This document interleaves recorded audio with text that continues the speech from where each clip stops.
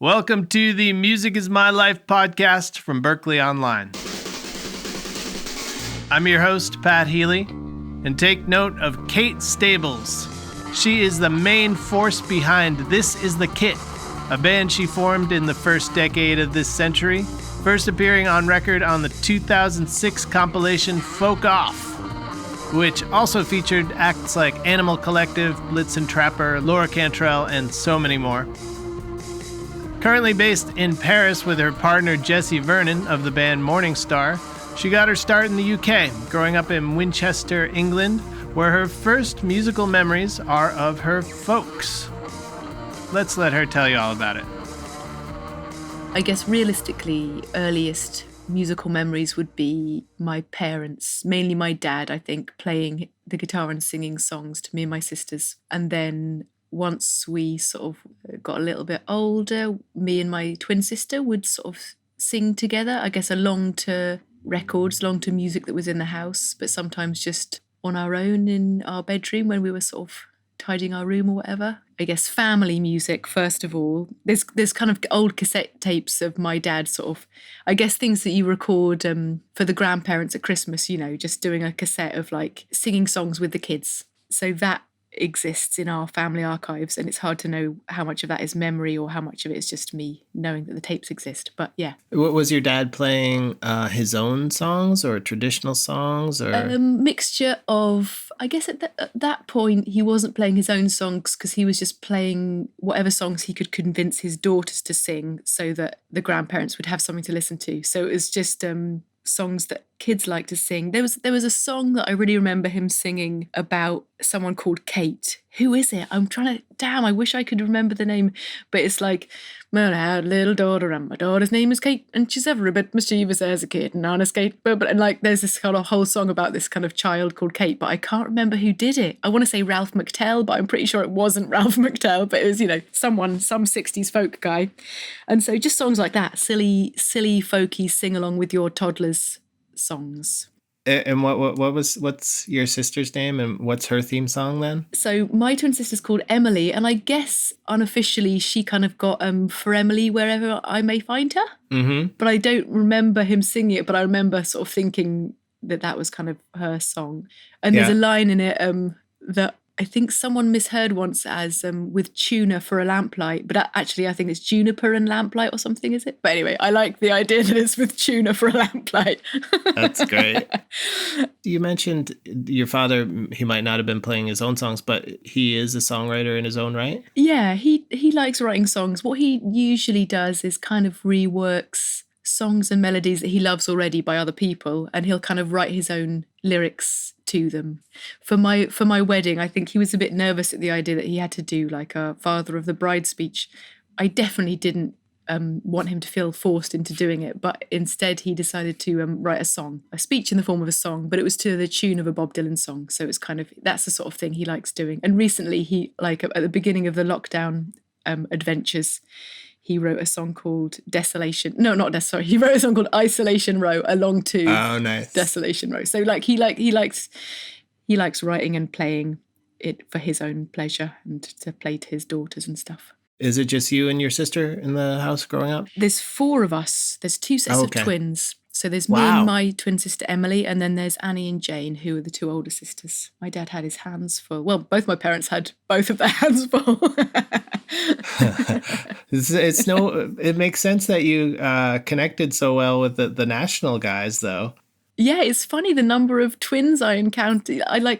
It seems silly and so sort of irrelevant to anything, but I do get excited when I meet people who are twins, or when I find out that people I know have a twin sibling or something. I like it. I get a kick out of it. Do your siblings play music? Yeah, they all sing and play a bit of music. My sister Emily is really musical and kind of went the furthest in terms of her musical training. Like she got really good at the violin and she can talk about music theory and stuff in a way that I definitely can't.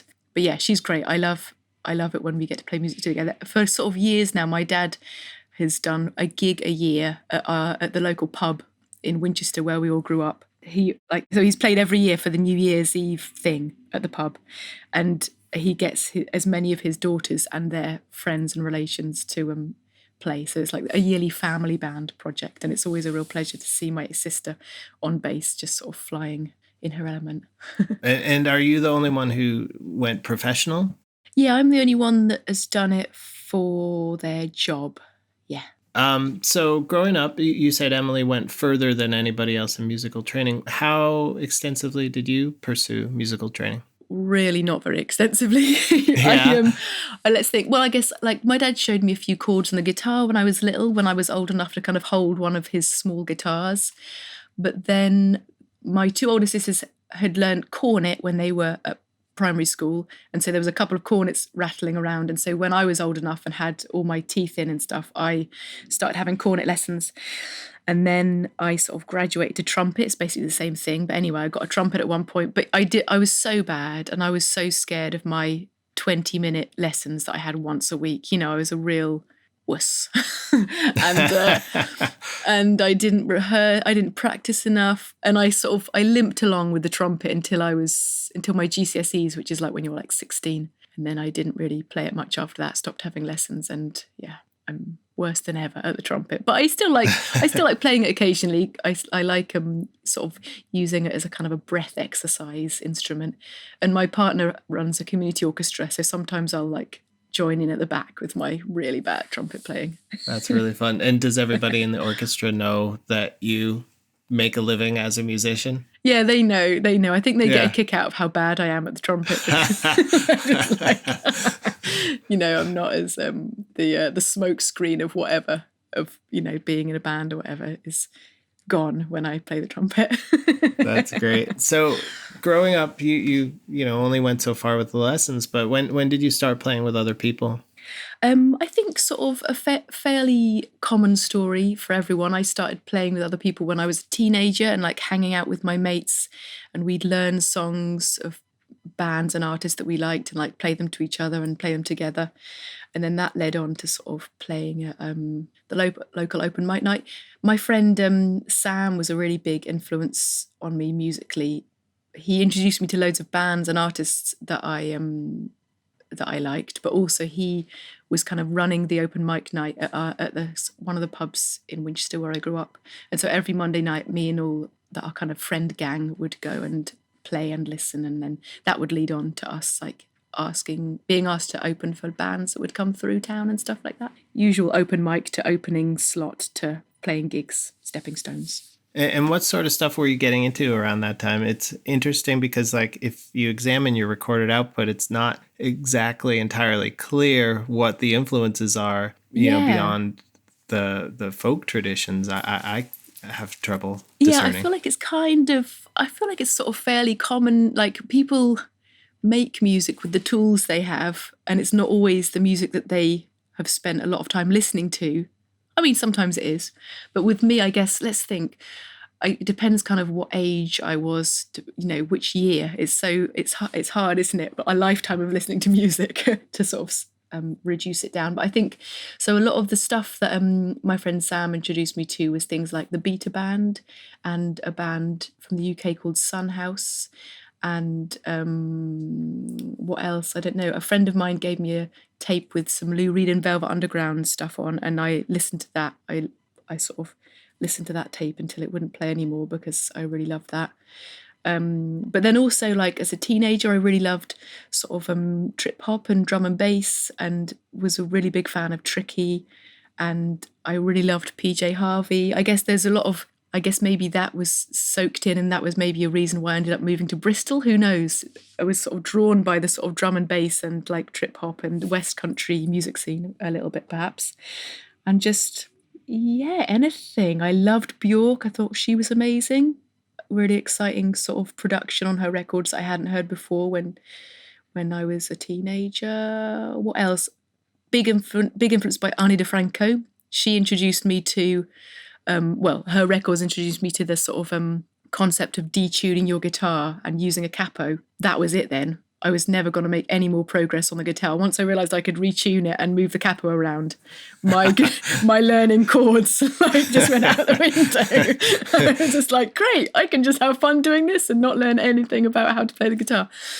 But I had a good time doing it, and I spent a lot of time, studying, like, people had like written out her songs, and I'd be there trying to work out how to do it and stuff. So that was actually an educational time for me, I think, guitar-wise. Since then, I've hardly practiced at all. It's really bad. Yeah. Well, no, I mean, I can't tell.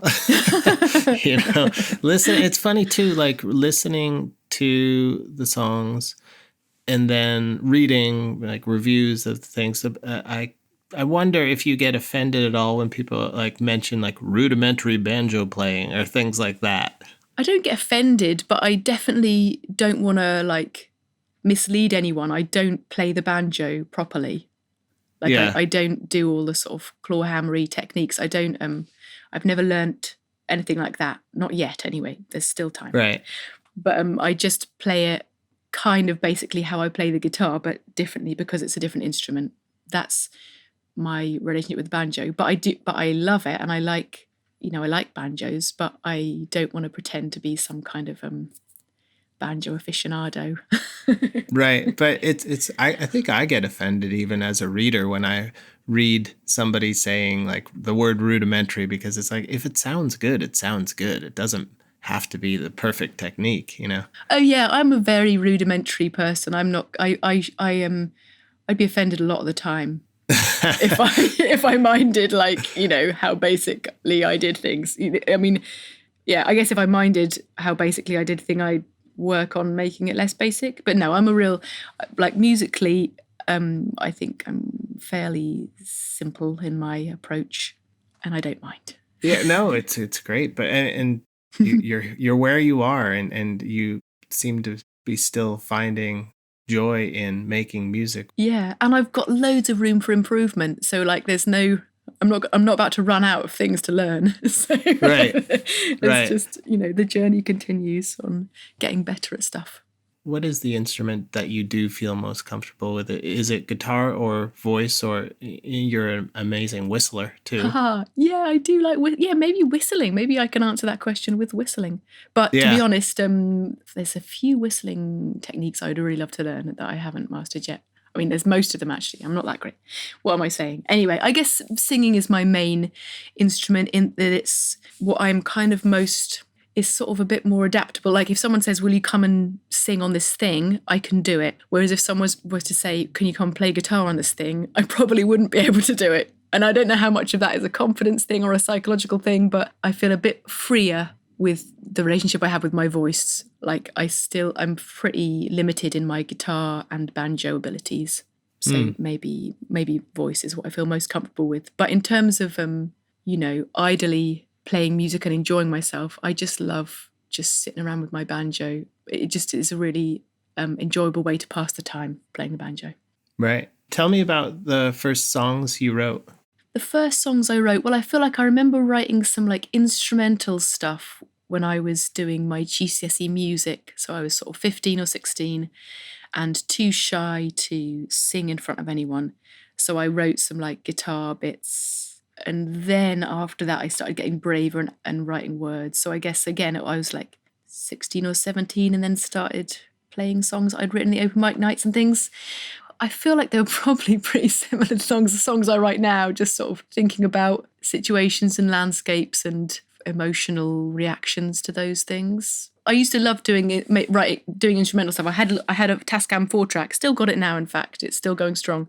But and I loved just like layering up instrumental stuff. I really enjoyed it. Did any of those first songs end up making it into, any of the This Is the Kit output? It's hard to know what counts as one of the first songs. Because, there are early songs that are on early records and like releases. Yeah, there's one song, I think, which started off as an instrumental. Then I started singing it when I was, back in the day, and I've like tried a couple of times to like record versions for albums, and they've never made it on. So I wonder if it just means that it just doesn't fit with what I'm doing now. It's too sort of from a different era. It's hard to know, but it's fun to sort of dig them out sometimes and give it a go and see if you can make it fun to play now with a band. So you're in Winchester, and then you meet Razi, right? Or do I say Rosie? Exactly. Rosie. No, you got it right the first time, which is rare. Okay. Most people get that wrong the first time. So well done. She is called Rosie. Yeah, I met Rosie through my famous friend Sam, actually. So I was friends with him. We met at the school juggling club and then got really into sort of music together and stuff. And then I met his younger sister, who was Rosie. And then we've all been firm friends ever since. So wait, back up. School juggling club? Yeah. So what are we talking here? So you can you go after school and do juggling and stuff. It was the drama teacher, Mr. Mills, who set it up because he was into juggling and thought, why not let some kids have a go at juggling? And Sam was already an amazing juggler, way ahead of his age. And I wasn't, but I liked the idea of learning to juggle and had a Diabolo. So I'd go and do that there. Can you still do it? I can juggle basic 3-ball pattern stuff. I can't do any. I used to be able to do some really lame, not lame, but basic tricks. I can't do those anymore. I need to get those back again. And I'm still trying to learn how to juggle with clubs. It's funny actually that this topic should come up because this week every day of the week I've been doing 40 minutes of club juggling practice every day, and it's been really amazing, and I can feel the improvement. but today I haven't done it. Today's the first time I've not done my juggling practice. But I'll do double tomorrow. Okay, so you meet Rosie and then the two of you move to Bristol, is that right? Kind of. I mean, there was a gang of us in Winchester that were playing music together. Winchester was also where I met Rachel Dad, who she was at the art college there. It was actually me and Rachel ended up moving to Bristol at the same time, kind of accidentally, but it meant that we could kind of support each other in this new adventure, and we ended up forming a band together that was called Whalebone Polly. And so we'd sort of play around and do gigs and open up for people and write songs together, and that was a really very enjoyable time. And then a bit later, Sam and Rosie both moved to Bristol. Rosie was doing her foundation art course, the sort of year of art you do before you start a degree, and Sam just came and was working, and then studied sound stuff. So then this Winchester gang was now kind of based in Bristol, which was really nice. But then I moved to Paris. So that put an end to all of that activity together. So they carried on doing their stuff and music in Bristol. They were still living there. And I was off on a bit of a different trajectory, learning about how to live in France and do music here and stuff. And then it wasn't until a few years later that me and Rosie ended up playing again for This Is the Kit stuff. She came and was slowly doing more and more bits in the band until she was officially the bass player, which is... Oh, interesting. Yeah. So you hadn't actually formed This Is the Kit until Paris? Well, I'd formed it, but it was basically just me and whoever else was around, but mainly just me on my own. And then for a long time, it was just me and my partner, Jessie, and that's who I moved to France with. And so for a lot of the time, it was just us kind of being a duo. But then it'd be a band if we happened to be in a town where we knew a few people that could play instruments. It would just shape shift a little bit for quite a few years until Bashed Out time, really. The time that album came out, that was mainly when it was more established as being Jamie on drums, Neil and Jessie on guitars, and Rosie on bass. And so where does the name come from? The name This Is the Kit. Yeah. I like the idea of kind of having everything you need with you. Whatever you need in life, you have it with you. And kind of, I really like traveling and being on the move and having my spoon and my knife and my sewing kit and knowing that I've got what I need, sort of thing. So there's that side of it. There's also the fact that my family have always called me Kit. So it's kind of one of my names. And it's kind of the way I enjoy playing with words is a little bit like that. Just the phrase "This is the kit" just feels like a sort of physical experience in your mouth. Yeah, it does. It's kind of different for everyone. It's a difficult experience for French people, and it's a slightly easier experience for English people. But it's just a thing that I enjoy saying. Yeah, and I like that about it being an experience in your mouth, because most bands, you say but this is I like that. It's true, cool. But it's kind of that's my one sort of hesitation about it. It seems like a little bit of an audacious, cocky thing to say. This is the. kit, and I kind of feel like a bit of a twat.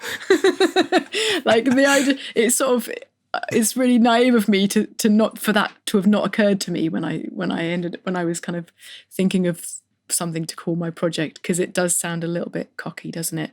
No, I like it. I think it works. You know, whatever. It's done now. Right, exactly. So, had you met John Parrish before the first record? A little bit. Well, I guess I met him before because that's how we agreed to do the first record. But right. Yeah. But I met him mainly through Jesse, really, because Jesse had worked with him quite a lot. So John had produced a fair bit of Jesse's music. He had a band called Morning Star. John had produced that, and also Jesse had played in John's band and on the record for How Animals Move. So they toured together and, you know, worked together on things like that. I don't know, John just ended up coming to some of my gigs. Maybe I opened for him once or twice in Bristol. And yeah, he seemed to like it and said, would you be interested in working on an album together? So, and I definitely was interested in working on an album with him. So that's how the first album came about. And we just, we went to Italy, where his sound engineer, Marco, lives, and just recorded it in Marco's house in kind of 3 days, really. It was just over a weekend because John's a busy guy, and that's what we did. Right. And at this point, were you thinking of music as a career and something full-time you would be doing, or? Yes, I was. Because until the whole time I was living in the UK, I always had other bits of work to sort of supplement or just to be my income. And then music could be something I did extra. But then when I moved to France, I stopped all other employment and just did music, because I was working with a record label here that was called Microbe. So yeah, I'm trying to remember actually, did we make the album before I moved to France or after? I think it was after. I think I'd just moved to France. The songs weren't all ready, and then we made it with John. And so that was the start of my only doing music as my job chapter. Right. What made you want to move to France? Partly because we had friends that were running a record label here, and it seemed like any reason was a good reason to sort of try a new place. And partly because Jesse had lived in Bristol all his life, and I'd been there sort of 3-ish years, and we were up for a joint new adventure. And maybe that was it. Maybe that was all the reasons. And so we just wanted to give it a try and see what it was like, learn some stuff. The sort of stuff right. You only learn from living in a foreign country. I noticed you have a bunch of 2021 dates on the calendar. I think that's exciting. Wishful thinking. I mean, we'll optimistic, see. Yeah, hopeful. you got to stay hopeful and optimistic. You got to kind of make plans, but be ready for them to change. I hope some gigs happen. We've actually just had some socially distanced gigs booked for January, and I hope they happen. I wonder if they'll happen, but we'll see. Again, you just got to kind of be ready for anything, because I don't want to put anyone in danger. I don't want to do anything that's dangerous, but I do want to make sure that venues are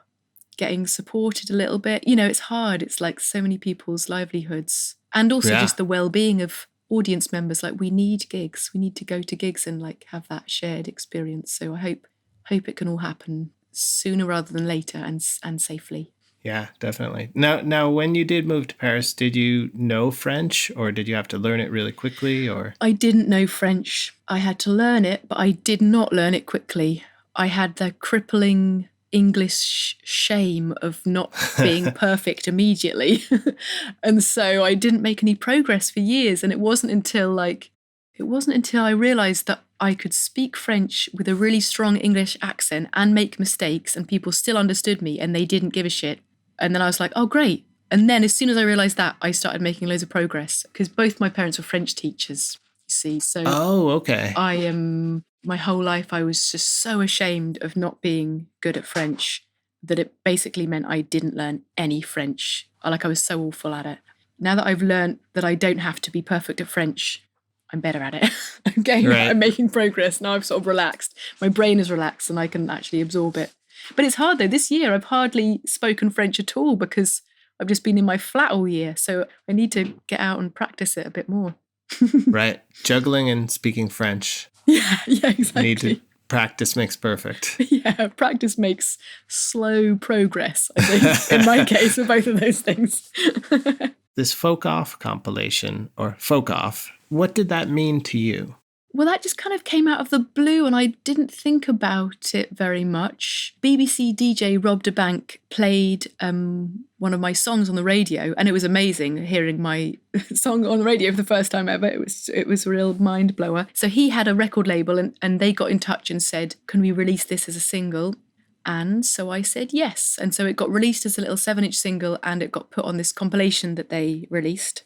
And then I kind of forgot about it, but actually it had quite a big effect on people finding out about the project, I think, because still, even to this day, I sort of meet people and they're like sort of, I first heard about you on that Folk Off compilation. And so, yeah, I'm really grateful for them for doing that because I think it made quite a difference. Yeah, when I saw the other names on that compilation, it made me think it must have been like opening a huge gig that you wouldn't have to have stage fright for, you know? It's right, just like yeah. you're just there amongst these. Yeah, it's true. You're sort of, by association, you kind of get clumped in with all of these heavyweights. But yeah, I mean, it was really nice of them to do that. It was that time, maybe we're still in that time, actually. Occasionally it happens still, but like I feel like there was a real period when everything was a pun on the word folk. Yeah. And it was actually a little bit too many folk puns, to be honest. But it's funny to look back on that and to, I remember Willie Nelson's daughter and Arlo Guthrie's daughter had a project on ukuleles. Oh yeah. Which is also something that came and went, but theirs was called Folk Uke. Oh, and, great! That's good. That's quite a good one because it's a double pun. But it's true. I mean, there was just so many folk off, what the folk, like, you know, there was just non-stop like folk puns, but always the same pun, you know, always the same word replacement. Right. Yeah. But you know, why not? Happy days. Yep. Well, it's interesting thinking about that time, and you've come through it, and not all of the acts that were on that bill have. And what do you attribute your longevity to? I don't know, just like not having enough imagination to do anything else. just kind of, this is what I do. I write songs, then I make an album, then I tour, and you know that is what I do. So that's what I'm still doing. And I wasn't doing it to get famous or anything. So I could, maybe some people got frustrated at how hard it is and then stopped, but I just sort of think, yeah, it is hard, but that's not a reason not to do it. I don't know. I don't know how to explain why I'm still doing this. And I'm getting a really weird, strong deja vu. I wonder if I've dreamt this conversation or if my brain has just done a little short circuit. Well, it might be one of those things that is always in the back of your mind of what the hell am I doing? Maybe, yeah. Maybe you know, like, I think I probably have that too. The underlying theme of my life. Where in this chronology do you meet Aaron Dessner from The National? Well, that's actually, now it's time to rewind a little bit, because when I was 16 or 17, my sister Jane was living in Paris, and she had a friend who was getting guitar lessons off Bryce, because Bryce was also living here at that time, studying or living with someone who was studying or like having a bit of time in Paris. And so they were friends from that time, like late 90s. Oh, wow. Like so, pre-National. Yeah, basically just before the National. And so then I met Bryce at that time, and then ended up going to National gigs over the years and meeting Aaron and everyone else then, because basically they were mates with my sister. But it wasn't until a gig in 2010-ish. Some of them came to a gig I was doing in London, and Aaron really liked it and bought a CD and then listened to the CD and then asked if I wanted to work on the next record with him. I'd known him or known of him, you know, crossed paths with him quite a lot before then, but then that was when we started working together. So like Brassland, him and Bryce's label, re-released Wriggle Out the Restless, we'd kind of released it ourselves really, and so it was kind of out, but not really, if you know what I mean. And then so Brassland re-released Wriggle Out the Restless, and then we made Bashed Out together with Aaron. Yeah. Mm-hmm. And then back to John Parrish for Moonshine Freeze. And then back to John for Moonshine Freeze, because it had been 10 years since we'd last worked together. So that sort of feels like a nice amount of time to get team back up and see what's changed. Right. And so, yeah, that was really nice. Making Moonshine Freeze was just such a pleasure. It was so different because, like, Bashed Out, it was really fun to make and it was great working with Aaron, but it was tricky because it was long distance. It like involved going to New York or doing stuff long distance, and he's just really super busy. So it was a long, slow process, and I was busy too. Like it was a very slow album making, Bashed Out. And then with Moonshine Freeze, all the band knew all the songs. We went into the studio for a week and recorded them, and it almost felt too easy. And the fact that John was kind of steering the vessel and kind of making it all sound really good and helping us with like certain choices, it was a real mega pleasure. And it's funny, you joke about like you don't have an imagination and that's why you're just still doing what you do. But you clearly can hear the difference between those two albums and the progress. Yeah, I hope that is true because, I mean, I feel like I can hear it, but I feel like my ears don't, not that they don't count, but like I hear things differently to someone who isn't writing the songs or in the band or whatever. But I hope that there's progress and growth because that's what I'm in it for. That's what I'm in life for, I think, is just sort of getting better at stuff and, developing and growing. So I hope that happens in the music I make as well. Yeah. And let's talk about the growth for Off, Off, On. Okay. I mean, you wrote it while on tour with The National, right? Yeah, pretty much. Most of it was written throughout 2019, and most of 2019 I was on tour with The National. So there was bits that also got written in 2018, and there was bits that got written while I wasn't on tour with The National. But yeah, basically that was quite presence in the year that I was writing Off, Off, On. So yes, it was quite like normally I can't write on tour because it's too busy and I'm never on my own. And so far I've only worked it out to write songs by being on my own for long periods of time. But with being on tour with The National, it's a whole different sort of setup and ecosystem. I'm not in charge, so that frees me up enormously. And also everyone sort of either stays in hotels or is in the tour bus, so there's loads of time in the day. So like the travelling doesn't take up all the time of the daylight hours. And all of a sudden you've got these pockets of substantial amounts of time that mean you can do writing. So that was a nice discovery. That was a nice experience. Being on tour with them and being able to get a bit of writing done was great. And Jesse's on tour with you too, right? No, because Jesse stays at home so that our daughter can go to school. And also wait a minute. When you say on tour, you mean with This Is the Kit? Yeah. Yeah, obviously. Sorry. I mean, that was a stupid question. But no. I was still in sort of on tour with The National land in my mind. I was like, no, Jesse wasn't there. What would he be doing there?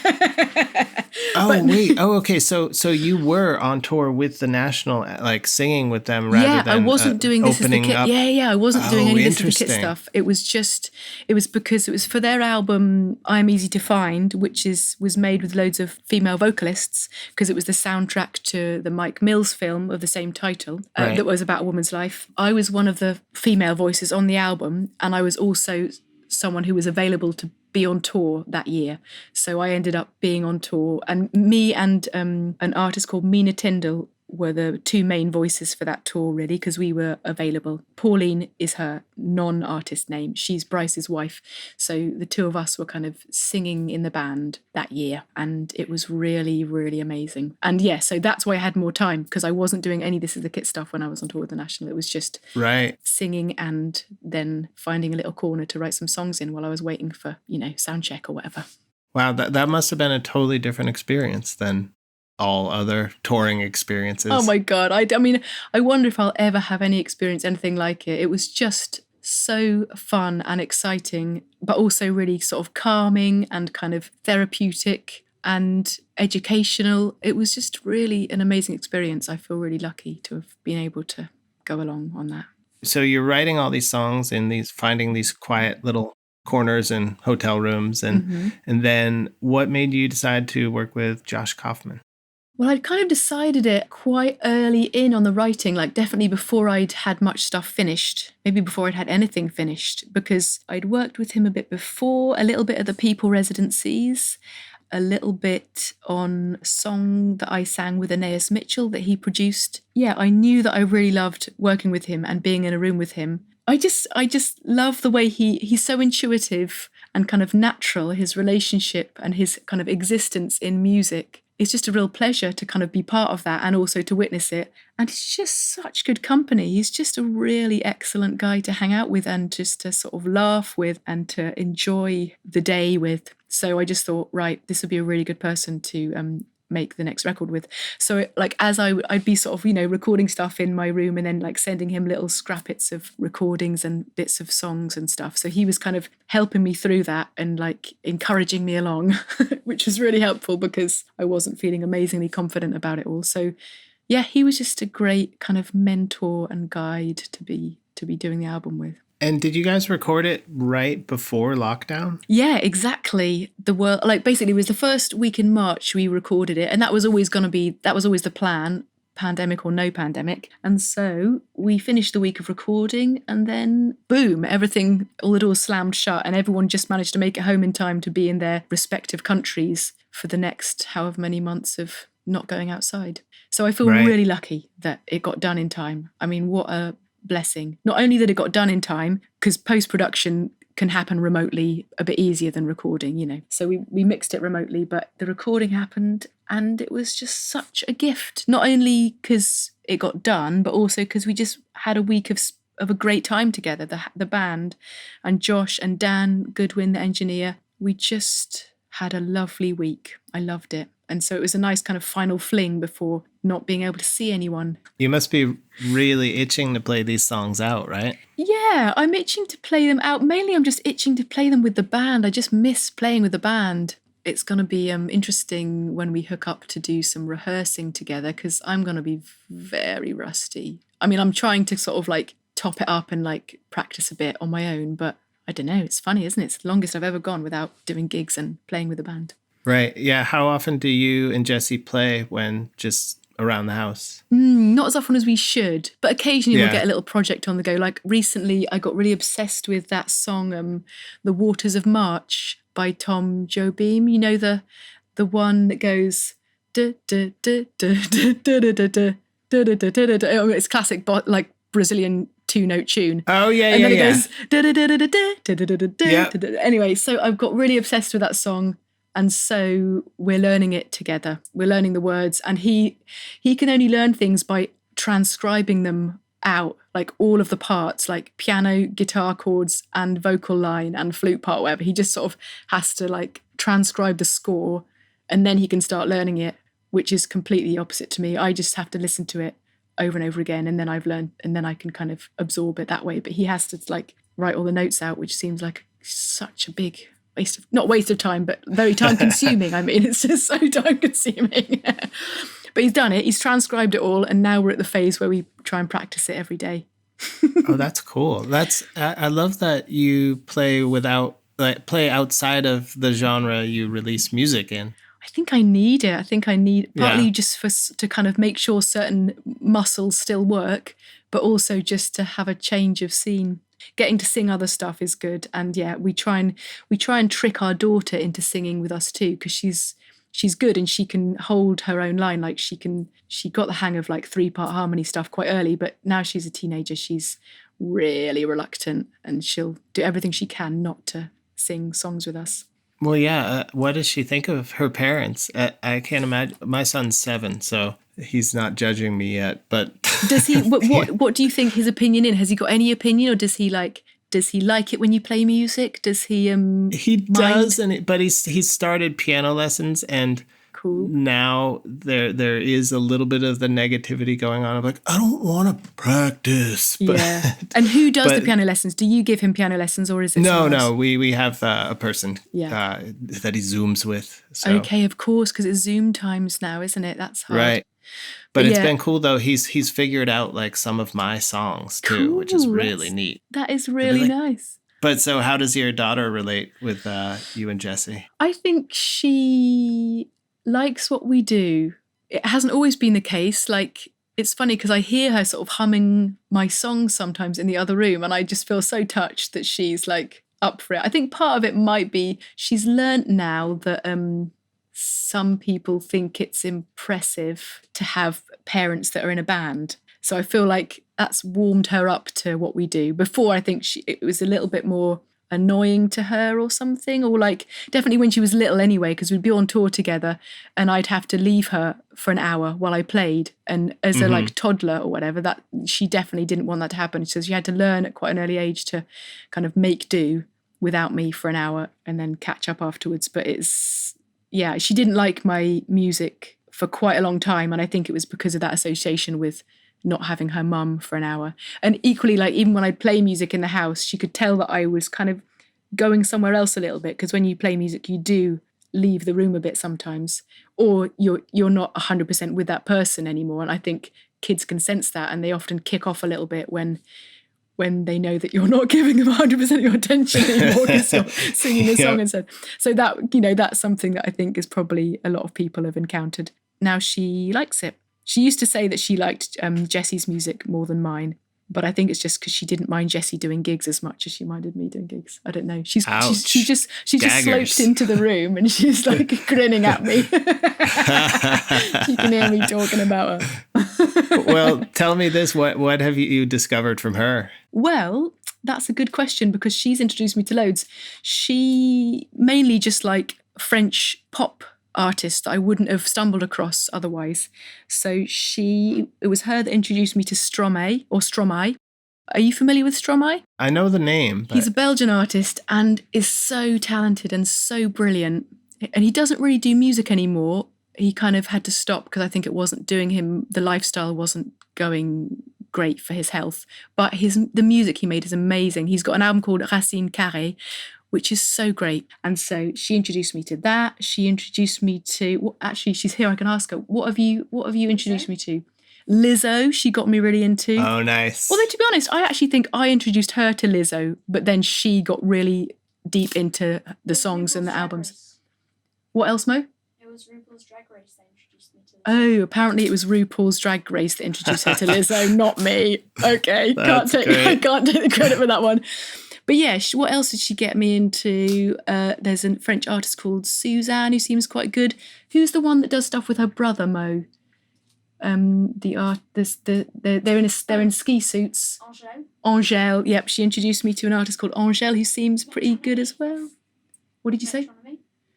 Oh yeah, she introduced me to Metronomy, which is funny because that is a band that's been around for ages and that I've known the name of for ages. But she got really into their music this summer, and so has been playing it a lot. And so now I've discovered their music. Yeah, it almost feels like you could have been on a bill with them in like 2008 or something. Maybe, I don't know. Could I? Know? Yeah, who knows? I don't know. But yeah, I feel like, I'm sure we sort of know people in common or whatever in the sort of British sort of scene of things. But when you have kids, you kind of get less snobby about music, I think, because they're not snobby. They're perfectly happy to listen to like Disney songs or cheesy pop songs or whatever. And it's taught me to sort of not to have such a knee-jerk, oh, I don't like that sort of thing reaction.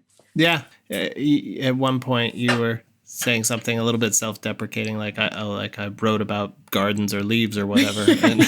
But tell me about how you do find hone in on the subjects you do choose to. I feel like I definitely write less about gardens and leaves than I used to. I mean, to be honest, it was probably just like the first few songs or like the first album had a few references to, I don't know, a tree or something. And now I can't shake it off. Like everyone's just like, you write songs about nature. Come and have your photo taken next to this flower. And I just sort of think, oh no, what have I done? What have I done to deserve this? but so I think I kind of have a conscious effort these days. I probably shouldn't, but I do a little bit to try and avoid things that are too flowery, folky, planty. But now that I've said that, probably someone's going to listen to my most recent album and go, but what about this line here, Kate, where you talk about, I don't know, flowers and plants? I don't know, I can't remember. But I don't like being bungled in with the sort of lovely, lovely, floaty flower lyrics. But whether I write those lyrics or not, I think it's going to happen just because people hear my voice and they hear the banjo and they think, this is a folk flower girl. So I just have to just deal with it. It's not up to me to control how other people see me. But in terms of what I enjoy writing about, Yeah, I think a lot of it is to do, I mean, like I mentioned earlier on, like language kind of being a musical instrument, and also that thing of like having this experience in your mouth of certain things that you say or speak. And so I think it's a lot around that. It's a lot around the pleasure of saying and thinking about and singing certain words and the sounds they make, and then the meaning of those words, and then how the sounds lead you on to new words and new meanings. I kind of see it a little bit like sort of sculpting clay or something in a way. It feels tactile to me, language and how you play with it and how you build with it. It's kind of, I guess some people, the way they write is kind of more like knitting or weaving. But for me, maybe the way I write is a bit more like crochet or embroidery. It's less kind of linear. Does that make sense? Yeah, it does. Oh, I want to ask about the sessions you spend writing. Like, do you write a song and then it's done? Or do you write a song and say, ooh, this is going to be good in a few months, you know? I don't usually say, ooh, this is going to be good in a few months. I usually say, oh no, what am I going to do? But then things come together. Like, it's a mystery. For so long, I just felt like I didn't have any songs for Off On. And then one day I realised I had a whole album's worth. Like, it's so mysterious to me, my own process. I've got no idea how it happens. But I think I just chip away at stuff. I have to do a lot of repeating and listening again and again and playing again, and like this kind of filtration process. There's a lot of kind of jigsaw puzzly, collagey, cut-uppy processes that happen when I write, both with the words and with the music. And it's a lot of doing that over and over again until I've got the form or the shape or the kind of sculpture that I am pleased with and that I feel like I can perform. And then I'll start singing it at gigs, and then I'll know what needs to happen to it next, or if it's finished, or if there's some more to do, and then the band will start adding their stuff to it. I like that idea of like playing a song at a gig before it's even done, you know? I feel like I need to. I mean, it's cheating really, because like a gig for me is quite a sort of, is kind of a safe space where people can't interrupt or something. I don't know. It's kind of this weird. It's kind of this funny, not laboratory, but it's kind of this kind of test zone where all the variables are fairly constant in a certain respect, and so it's a little bit of a scientific experiment to sort of sing the song and see how it reacts in those conditions, see if it sort of goes fizzle, or see if it just sort of stays solid, or if it melts or whatever. I don't know. Right. No, I like that analogy. That works. The title Off On, what does that mean? So it's a little bit the stoppy starty nature of life and the world. And also just, I guess there's a lot in the album that's to do with kind of mood or state of mind, and acknowledging the fact that sometimes we feel one way and another time we feel a totally different way, and there's nothing really that's changed. Nothing external has changed. It's just our inside weather system that has kind of shifted somehow for whatever reason. And so there's the acknowledgement of that. There's just, the patterns we look for in our world and in the universe to sort of explain things. As human beings, we're always kind of trying to find patterns in stuff and like understand and explain things. That's not a bad thing. It's not a good thing. It's just something that I feel like is very human and it's what we do. So it's to do with that a little bit, off, on. And it's also, again, it's just the sort of oral experience of saying off, on. I quite like it. And it's the stupid prankster side in me that likes it. Again, it's like the way that this is the kit is difficult for some people to say. It's also funny to get people to say this is off, on, or this is a song off, on, or this is on, off, on. I don't know. It's just me off on one with words and wordplay a little bit, I think. I like it.